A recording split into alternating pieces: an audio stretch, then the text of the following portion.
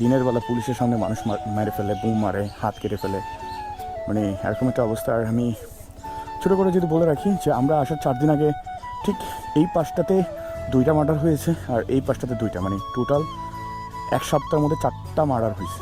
এখানে 10 জনের উপরে হবে, কয়জন, 4, 5, 15 জনের ফাঁসি চায় বয়ে রয়েছে। আমরা এমন একটা জায়গা দিয়ে যাচ্ছি মনে হচ্ছে যে ফরেস্ট এরিয়াতে যাচ্ছি আর কি, মানে আশেপাশে কোনো কিচ্ছু নাই, মানুষজন তো নাই। চলো রাতে পদ্মা সেতু দেখতে কেমন আমিও দেখবো, তোমাদেরকেও দেখাবো। যারা হতদরিদ্র মানুষ আছে তারা যেন 3 বেলা অ্যাটলিস্ট ভাত ঠিকঠাক মতো খেতে পারে। চালের কেজি যদি 80 টাকা হয় আর স্যালারি যদি মান্থলি 10,000 টাকা হয়, তাহলে কিভাবে সে ফ্যামিলি নিয়ে খাবে, বাচ্চাদেরকে পড়াবে আর বাসা ভাড়া দিবে। আসলে ভাববার অনেক কিছু আছে, গভর্নমেন্ট কেন যে এই বিষয়গুলো নিয়ে ভাবে না। সো গাইস, আমাদের বরিশালের জার্নিটা আমরা শেষ করে এখন ঢাকার দিকে যাব। আমাদের লাস্ট নাইট যেটা হয়েছে, আর আমরা 8 কিলোমিটার রাস্তা হাঁটুর সমান প্যাক দিয়ে আমরা গাড়ি ঢাকায় নিয়ে আসছিলাম।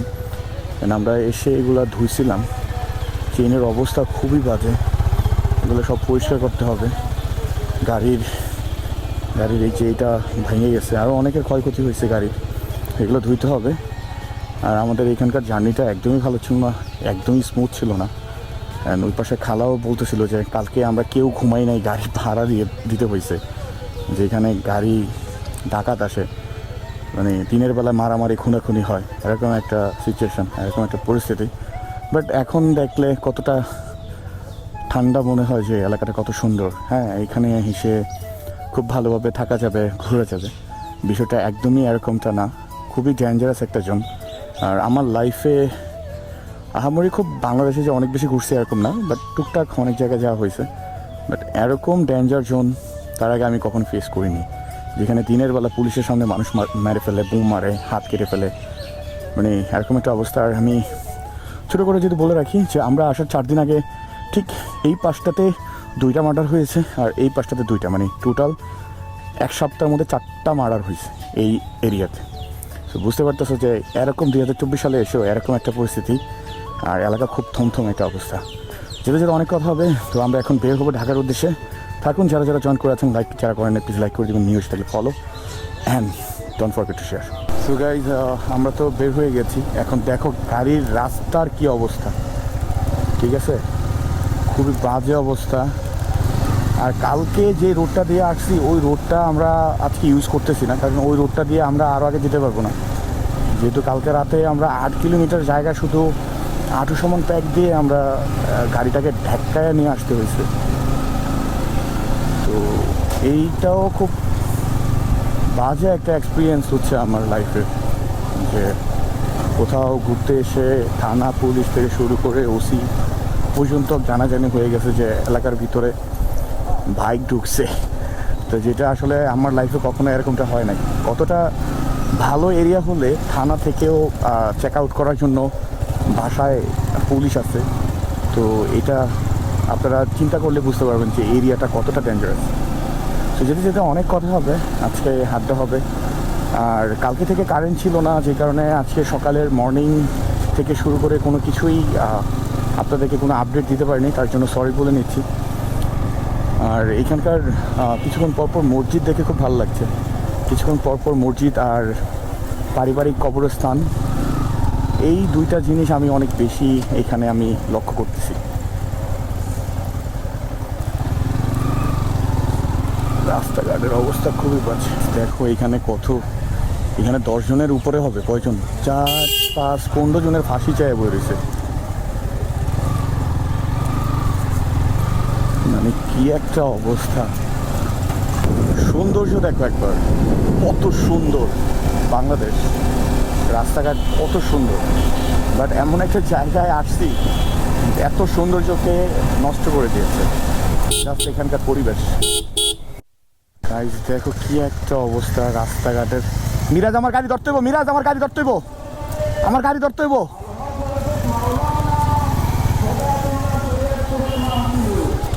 আল্লাহ রে আল্লাহ।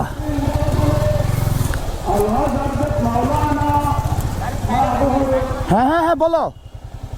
আগে মাছগুলো নিয়ে নে। সাইডে ধরিস, আমার গাড়ি ধরিস।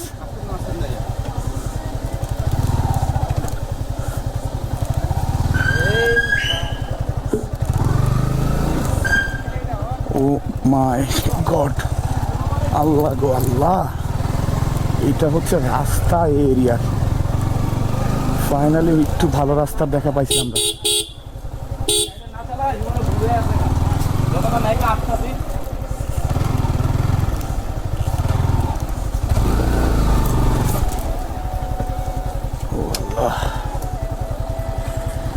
প্রত্যেকটা পদে পদে বিপদ এই রাস্তায়। হোপসু যে এখন এই রোডটা আমরা ভালো পাবো, আর একটানা গাড়ি টেনে ঢাকার উদ্দেশ্যে আমরা যেতে পারবো, আর কোনো প্রবলেম হবে না। আমরা এমন একটা জায়গা দিয়ে যাচ্ছি মনে হচ্ছে যে ফরেস্ট এরিয়াতে যাচ্ছি আর কি, মানে আশেপাশে কোনো কিচ্ছু নাই, মানুষজন তো নাই। হ্যাঁ, গলি রাস্তা সরু পথ ধরে হেঁটে মানে গাড়ি চালিয়ে যাচ্ছি, এরকম কিছু একটা। বাচ্চার পড়ে আছে, কেউ ঠিক করবে এইটা করার মতো মানুষ নেই। ঘর আছে, বাড়ি আছে, মানুষ নেই। ফাইনালি আমরা আধা ঘন্টা গাড়ি চালানোর পরে আমরা আসলে পাকা রাস্তা পাইছি। দেখতে দেখতে সন্ধ্যা হয়ে গেছে, অন্ধকার নেমে গেছে, আর সবচেয়ে ডেঞ্জার জোন, ডেঞ্জার রাস্তায় আছি আমরা এখন বর্তমান। আর এর থেকেও একটু বেশি ডেঞ্জার লাগতেছে। ওহো ডগ, একটুর জন্য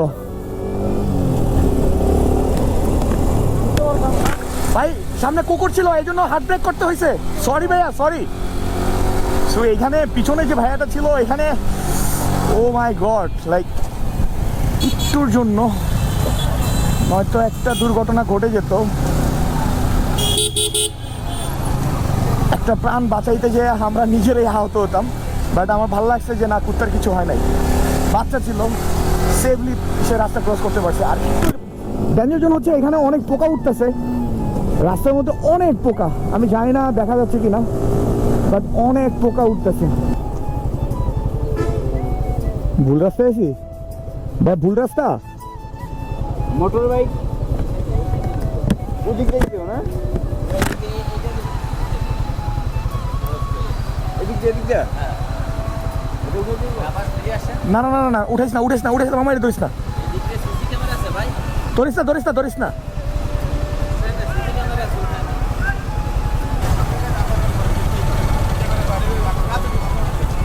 কোনো সমস্যা? ও হেলমেট ছাড়া তো যেতে পারবেনই না।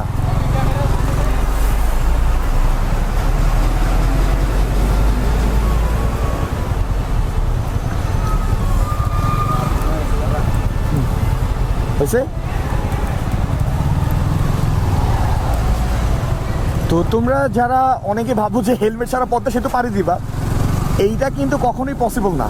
কারণ হেলমেট বাধ্যতামূলক, পদ্মা সেতুতে যেতে হলে তোমাকে হেলমেট ইউজ করতেই হবে, তাছাড়া তুমি পদ্মা সেতুতে তোমাকে উঠতে দিবে না।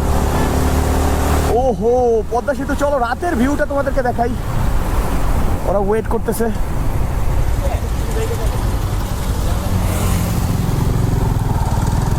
চলো রাতে পদ্মা সেতু দেখতে কেমন আমিও দেখবো, তোমাদেরকেও দেখাবো।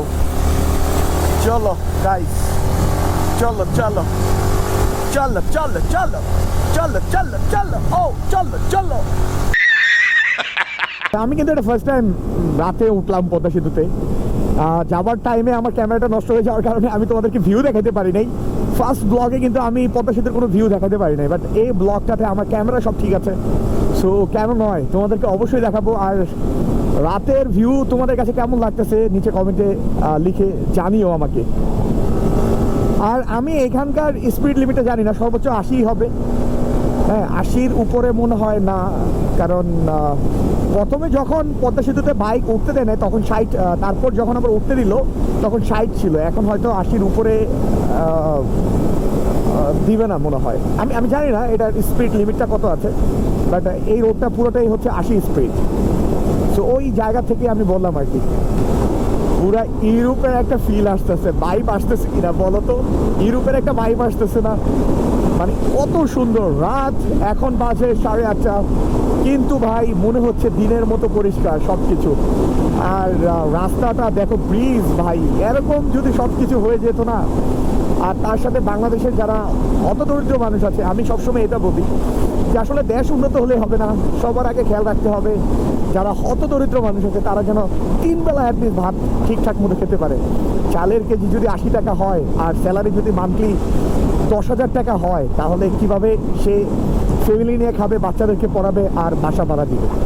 সো আসলে ভাববার অনেক কিছু আছে। গভর্নমেন্ট কেন যে এই বিষয়গুলো নিয়ে ভাবে না আমি জানি না ভাই। দেশ উন্নত হচ্ছে, দেশ উন্নত হচ্ছে, এতে কোনো সন্দেহ নাই দেশ উন্নত হচ্ছে। বাট দেশ উন্নত হলে কি হবে যদি মানুষই যদি এই দেশে বসবাস না করতে পারে, যদি বসবাস করার মতো মানুষই না থাকে? আপনি তখনই উন্নত হবেন যখন হতদরিদ্র মানুষ সচ্ছলভাবে বেঁচে থাকতে পারবে দেশে। আর তখনই আমরা বলতে পারবো যে হ্যাঁ, আমাদের দেশ অনেক বেশি উন্নত। সো আমার কাছে মনে হয় না যে এখনও আমরা ওই লেভেল পর্যন্ত গিয়েছি যে আমাদের হতদরিদ্র মানুষ 3 বেলা ভাত ঠিকঠাক মতো করে খেতে পারতেছে অ্যান্ড তারা সন্তানদেরকে সচ্ছলভাবে পড়াশোনা করাইতে পারতেছে। আমার কাছে তো মনে হচ্ছে না। অ্যান্ড আপনাদের কাছে কি মনে হয়? কমেন্ট বক্সে লিখো লিখো ইয়ার, লিখো না কেন তোমরা? তোমাদের মতামত লিখতে হবে, কিন্তু মতামত ছাড়া কখনো কোনো কিছু হয় না ব্রো। হয়তো এই মতামতের থেকে অন্য একটা টপিক নিয়ে মনে হয় আমি একটা কমেন্টের টপিক নিয়ে আবার নেক্সট একটা ভিডিও বানাই ফেলতে পারি, বানাইতেই পারি যদি কমেন্ট ভালো লেগে যায়। কার কমেন্ট ভালো লাগবে সেটা তো আর বলা যায় না, কিন্তু ভালো লেগে গেলে কিন্তু একটা ভিডিও হয়ে যেতে পারে। সো তোমরা তোমাদের মতো করে লিখতে পারো আমাকে। দেখতে দেখতে পদ্মা সেতুটা শেষ হয়ে গেছে, আর বেশি সময় লাগবে না। এখন মাওয়াতে আছি, আর মাওয়া থেকে যাত্রাবাড়ি যেতে 25 থেকে 30 মিনিট লাগবে, আর ওইখান থেকে আমার বাসা যেতে 20 মিনিট 30 মিনিট লাগবে।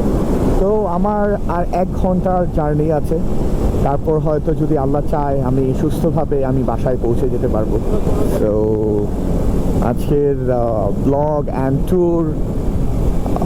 ট্যুরটা তত বেশি আমার ভালো লাগে নাই, কারণ ডেঞ্জারাস একটা জায়গা ছিল। আমরা গিয়েছি লাস্ট নাইট, চলে আসছি, মানে এরকম কোনো কিছু হলো না যে আমরা ঘুরবো মজা করব। ভয়েই ছিলাম, সারা রাত ঘুমাই নাই, স্টিল না ঘুমিয়ে ড্রাইভ করতেছি, বাসায় যেয়ে ঘুম দিব একটা। তার আগে কখনো এত রাতে আমি লং ড্রাইভে বের হই নাই। তো যেহেতু বরিশালে গিয়েছিলাম, অ্যান্ড বরিশাল থেকে যেহেতু ঢাকায় ফিরছি নিজ বাড়িতে, তো অনেক মজা লাগতেছে, ভালো লাগতেছে যে না হাইওয়েতে গাড়ি চালাচ্ছি, 4টা গাড়ি, সামনে 3টা গাড়ি, আমি পিছনে আছি। মানে এই যে একটা ফ্রেন্ডশিপের যে বন্ডিং, এইটা আসলে লং ট্যুরে গেলে আসলে বোঝা যায়। আর আপনারা কে কে এরকম লং ট্যুর দিতে বেশি পছন্দ করেন বা লং ট্যুরে যেতে চান, নিচে কিন্তু কমেন্ট বক্সে লিখে জানাতে পারেন। আর এমন একটা দৃশ্য, ও মাই গড, লাইক মানে বাংলাদেশের মধ্যে এই এমন রোডগুলো আসলে ইউরোপের ফিলটা দেয়। যখন আমরা অনেক ভিডিওতে দেখি যে এই বাইক, যদিও আমাদের লিমিটেশন আছে, অনেক স্পিড উঠাতে পারি না। আর এইটা আসলে ঠিক করেছে গভর্নমেন্ট, কারণ ছাত্রীদের জন্য এই প্রবলেমটা হয়। তারা রেস করে, রেসের কারণেই কিন্তু এই সমস্যাগুলো হয়। তো আমরাও কিন্তু 4টা বাইক আছি, আমাদের মধ্যে কিন্তু কোনো রেস নাই, কোনো কিছু নাই। আমরা একদম একে অপরকে সাপোর্ট করে করে আমরা এই ট্যুরটা কিন্তু কমপ্লিট করছি। সো নিচে কমেন্টে লিখো যে আমাদের ব্লগটা কেমন লাগতেছে, আর এরকম ট্যুরে যেতে তোমরা আগ্রহ কি না। তো মূল্যবান মতামত কিন্তু কমেন্ট বক্সে লিখতে হবে বস। আর যারা এখনো লাইক করো নাই, চট করে লাইক করো। নিউ এসে থাকলে ডোন্ট ফরগেট টু ফলো। চলে এসেছি বাসার একদমই কাছাকাছি। তো এটা আমার ফার্স্ট নাইট ব্লগ ছিল। কেমন লাগছে এই ব্লগটা আপনারা নিচে কমেন্টে লিখে জানাবেন। আর অবশ্যই একটু সাপোর্ট করবেন ফলো করে। আর আপনাদের ভালোবাসা পেলে অনেক দূরে এগিয়ে যাবো ইনশাল্লাহ। সো ভালো থাকবেন, দেখা হচ্ছে নতুন কোনো ব্লগে। ততদিন আমাদের পেজের সাথে থাকবেন। আল্লাহ হাফেজ, take care, tata, bye by.